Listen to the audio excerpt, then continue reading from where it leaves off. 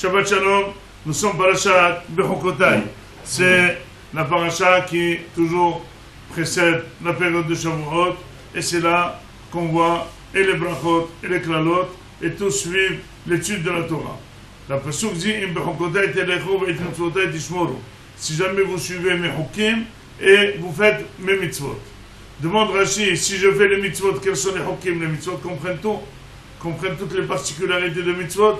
Dit forcément, on parle ici de la mitzvah d'étudier la Torah. La mitzvah d'étudier la Torah, elle est en plus de toutes les mitzvot, et là c'est une hukka. C'est une hukka, ça veut dire que c'est quelque chose d'incompréhensible, comment l'étude de la Torah, l'étude acharnée de la Torah, l'étude avec plein d'efforts de la Torah, va amener les réussites matérielles de la personne. Vous savez, c'est marqué qu'Akadosh Baruch Hu va donner Gishmechem Be'itam. Il y aura des fruits, il y aura de l'abondance, il y aura tout.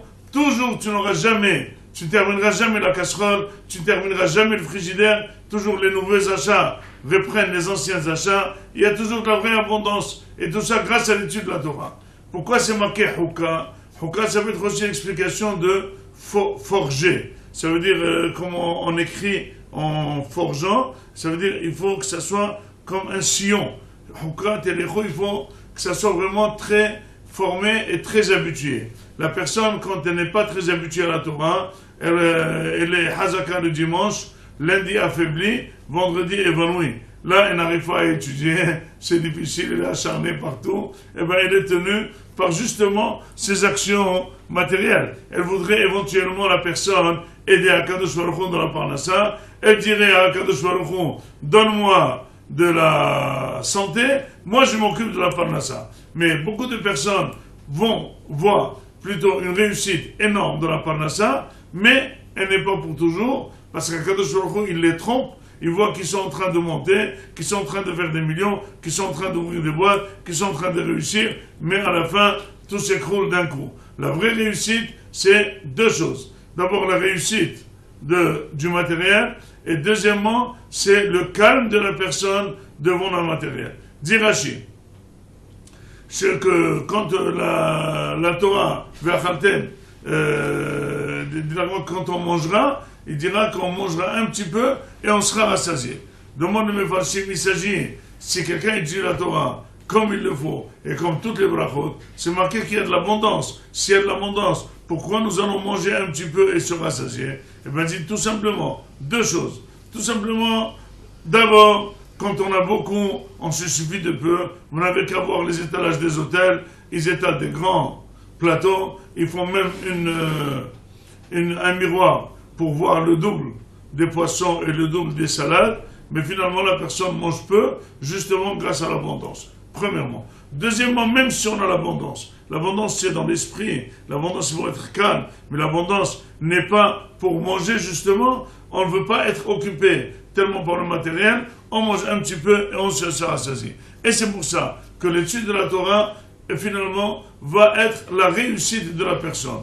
Pourquoi? D'abord, parce que Akadosh Baruch Hu, quand on lui fait son devoir, lui il fait notre devoir. Et deuxièmement, cette suffisance spirituelle, cette alimentation spirituelle donne des forces miraculeuses à la personne pour réussir dans toutes ses entreprises. Et c'est pour ça que le Midrash ramènerait le pasuk de David HaMelech, qui disait Hishavti derachai ve'ashiv raglai le'edotecha. David HaMelech, roi d'Israël, il était tous les jours en train de prévoir d'aller à Matignon, d'aller faire un rendez-vous de tous les ministres, une réunion de tous les ministres, aller voir les plans de guerre, et finalement il se retrouvait, il dit Ashiv haraglaim le'edotecha, haraglaim sheli molichot oti lebet hamidrash. Mes pieds m'ont amené au bet hamidrash, il était tellement rodé d'aller au bet hamidrash. Et finalement, qu'est-ce qu'il a vu David HaMelech? En étant assis en train d'étudier, en ne pas allant à Matignon, en ne pas allant faire les réunions de ministres, pour ne pas aller faire les guerres, tout marche comme il faut.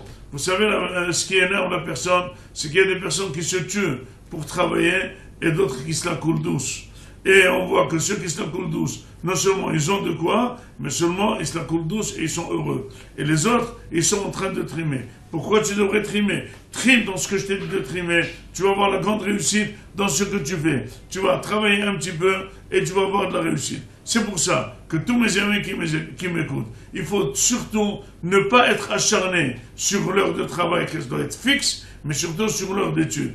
Au moins que l'heure d'étude soit fixe, qu'elle soit tous les jours, même vendredi, même samedi. C'est comme la personne s'occupe de ses repas, de les 7 jours sur 7. Il dit pas vendredi, j'ai pas le temps de manger, et dimanche, je suis très rassasié de Shabbat. Et là, tous les jours, est en train de faire ses études. Chaque femme doit savoir que le bonheur de sa maison, le bonheur de son mari, le bonheur de ses enfants, l'assurance de la bonne éducation de ses enfants, et finalement, la bracha de HaKadosh Baruch Hu dans tout ce qu'on fait, et dans les enfants, et dans la parnassa, et dans la briout, et dans la refoua, tiennent de cette étude de la Torah. À nous d'assumer le premier verset, et HaKadosh Baruch Hu va assumer le reste des versets. Im b'chokotai telechu, v'nzotai tishmoru, v'natati lachem kol habrachot. Shabbat shalom.